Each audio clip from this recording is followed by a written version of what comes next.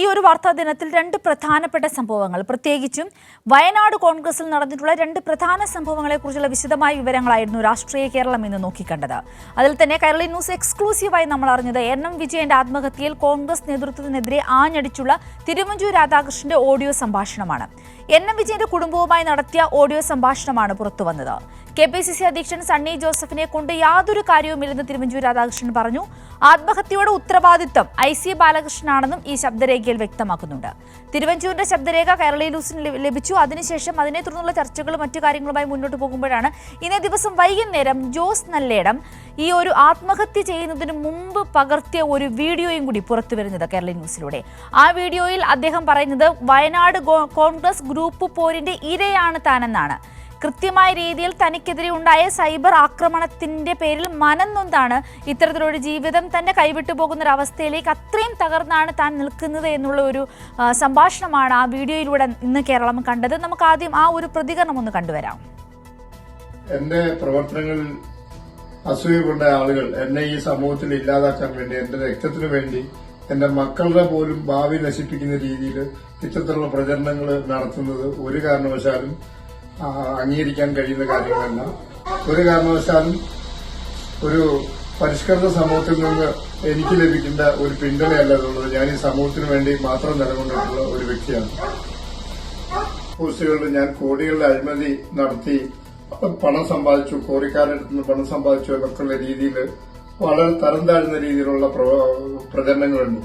എന്നെ സംബന്ധിച്ച് പാടിച്ചിറ സർവീസ് സഹകരണ ബാങ്കിലും അതുപോലെ സുൽത്താൻ ബത്തേരി കാർഷിക വികസന ബാങ്കിലും ഒരിക്കലൊരു കാനറ ബാങ്കിലുമായി 50 ലക്ഷത്തോളം രൂപ ബാധ്യതയുള്ളൊരു വ്യക്തിയാണ് ഞാൻ.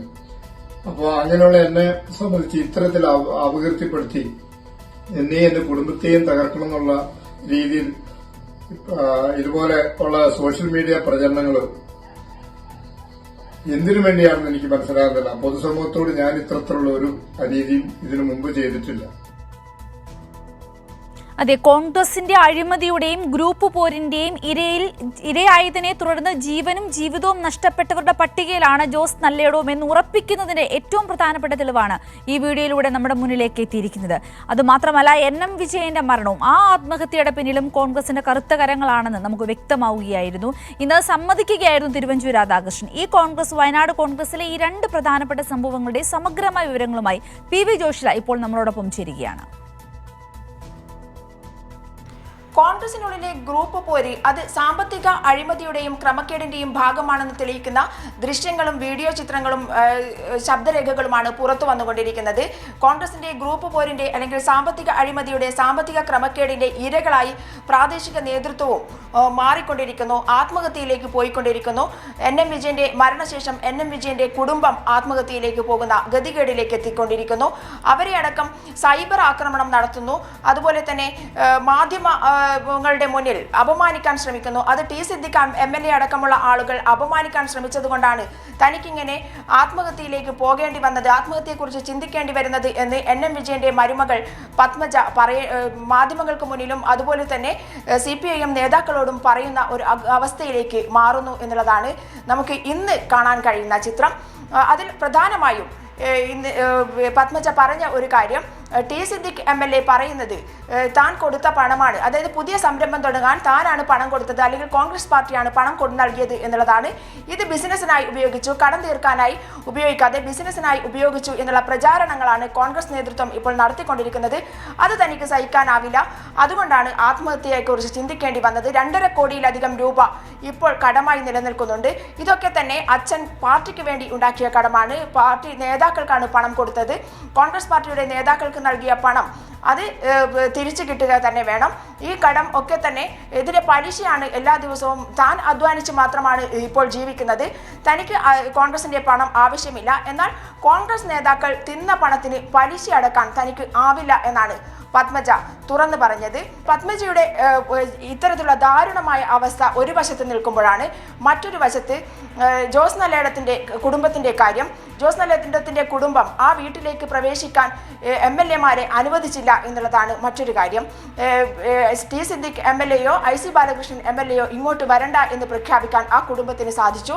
അത് ഇതുവരെ കോൺഗ്രസ് പാർട്ടിക്ക് വേണ്ടി നിലയുറച്ച ആളാണ് ജോസ് നല്ലയിടം. അദ്ദേഹത്തിന്റെ വീഡിയോ ഇന്ന് പുറത്തു വന്നു. അദ്ദേഹം ആ വീഡിയോയിൽ പറയുന്ന ഒരു കാര്യമുണ്ട്. അദ്ദേഹം മരിക്കുന്നതിന് മുൻപ് റെക്കോർഡ് ചെയ്ത വീഡിയോ ആണ്. ആ റെക്കോർഡ് ചെയ്ത വീഡിയോയിൽ അദ്ദേഹം പറയുന്ന കാര്യം താൻ അഴിമതിക്കാരനാണ് എന്നുള്ള രീതിയിൽ സൈബർ ആക്രമണം നടത്തുകയാണ് ചെയ്തത്. അത് തങ്കച്ചന്റെ വീട്ടിൽ സ്ഫോടക വസ്തു സൂക്ഷിച്ചിട്ടുണ്ടെന്ന കാര്യം താൻ പോലീസിനെ ഇൻഫോം ചെയ്തു. പോലീസ് അത് അന്വേഷിച്ചു കണ്ടെത്തി എന്നുള്ളത് മാത്രമാണ്. ജനജാഗ്രതാ സമിതിയുടെ ഭാഗമായി താൻ മുന്നേയും ഇതൊക്കെ ചെയ്തിട്ടുണ്ട്. എന്നാൽ ഇപ്പോൾ സൈബർ ആക്രമണം നടക്കുകയാണ്. തൻ്റെ ശുദ്ധമായ വ്യക്തി ജീവിതത്തെ ഇല്ലാതാക്കുന്ന രീതിയിലാണ് സൈബർ ആക്രമണം നടത്തുന്നത്. തനിക്ക് 50 ലക്ഷത്തോളം രൂപ കടമുണ്ട്. എന്നാൽ പോലും അതൊന്നും തന്നെ ബാധിക്കുന്ന കാര്യമല്ല. പക്ഷേ ഈ സൈബർ ആക്രമണം, അതായത് ക്വാറി മുതലാളിമാരിൽ നിന്നും പണം വാങ്ങി അഴിമതിക്കാരനാണ്, കോടികളുടെ പണം സമ്പാദിച്ചു, കോടികളുടെ പണം ഉണ്ടാക്കി, അത് തെറ്റായ രീതിയിൽ ഉണ്ടാക്കി, ഇത്തരത്തിലുള്ള ആക്രമണമാണ്, സൈബർ ആക്രമണമാണ് നടന്നുകൊണ്ടിരിക്കുന്നത്. അത് കോൺഗ്രസ് പാർട്ടിയിൽ നിന്ന് തന്നെ കോൺഗ്രസിലെ സഹപ്രവർത്തകരായ ആളുകളാണ് ഇത്തരത്തിൽ സൈബർ ആക്രമണം നടത്തിക്കൊണ്ടിരിക്കുന്നത്. അത് സഹിക്കാനാവില്ല എന്നുള്ളതാണ് അദ്ദേഹത്തിന്റെ വീഡിയോയുടെ ഏറ്റവും കാതലായ അംശം എന്ന് പറയുന്നത്.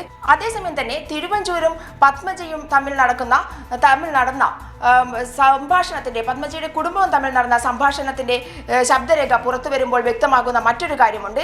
NM വിജയന്റെ മരണവുമായി ബന്ധപ്പെട്ട് നടന്ന അന്വേഷണ സമിതിയുടെ ഉപസമിതിയുടെ ചെയർമാനായിരുന്ന തിരുവഞ്ചൂർ രാധാകൃഷ്ണൻ പത്മജിയുടെ പത്മജിയുമായി നടത്തിയ ഫോൺ സംഭാഷണത്തിന്റെ ശബ്ദരേഖ പുറത്തു വന്നു. ഫോൺ സംഭാഷണത്തിന്റെ ശബ്ദരേഖയിൽ പറയുന്ന കാര്യം കോൺഗ്രസിലെ നേതാക്കളെ വിശ്വസിക്കാൻ കഴിയില്ല എന്നുള്ളതാണ്.